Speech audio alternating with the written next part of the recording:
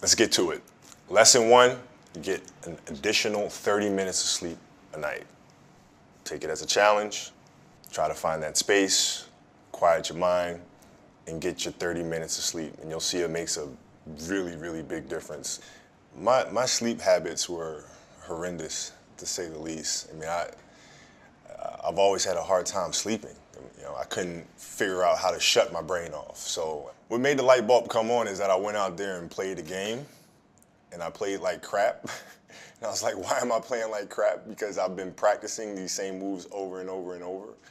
But yet, I couldn't execute them properly. I was feeling sluggish, I was feeling lethargic, and I knew it wasn't because of my training, because I had trained obsessively. So then I started looking at other things. And that's when I came to the realization that, hey, Kobe, you're not 21 years old anymore, buddy. Like, maybe the fact that you're sleeping 2 or 3 hours a night, maybe that has something to do with the fact that you're playing like crap. And that's when I started really evaluating those things.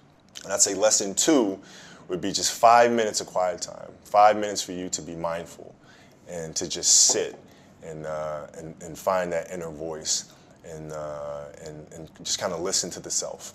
And preferably would be in the morning as you start your day. I meditate every day. And I do it in the mornings, and I do it for about 10 to 15 minutes. And I think it's important because it sets me up for the rest of the day. You know, it helps me. It's like having an anchor. You know, if I don't do it, I feel like I'm constantly chasing the day, as opposed to being able to be controlled and dictate the day. Not that you're, you know, calling the shots on what comes forward, but the fact that I am set and ready for whatever may come my way. You know, I have a calmness about whatever comes my way and a poise, and that comes from starting the morning off with meditation. For me, it's really just listening to my inner self. I mean, that's basically it. Like you sit in silence, and you just allow these thoughts to come forward, and you get a chance to observe the self and things that may be lying beneath the surface that if you don't have that time to sit quietly on your own, you'll never pay attention to. You know, because if you think about it, like, you know, the reality is we're paying attention to so many things that are going on around us. We're constantly taking selfies, we're constantly taking pictures to post on Instagram and all these other things, and we're constantly observing everything that's around us, but we don't take the time to really observe what's going on inside of ourselves.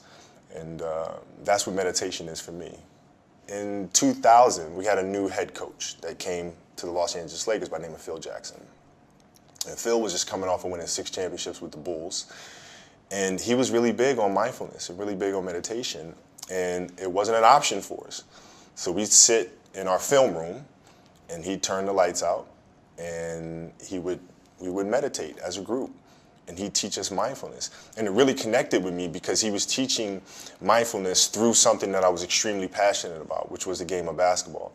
So it was told through the lens of, this is going to help you here. And so I had this curiosity about it. And that was my introduction to meditation. And then seeing the poise that we played with, the fact that we can be in a hostile environment with fans yelling and screaming and, you know, pressure situations, and it having no effect on us, because we were never too high, never too low. We were just in the moment, and felt very secure in who we were. And that was my introduction to meditation.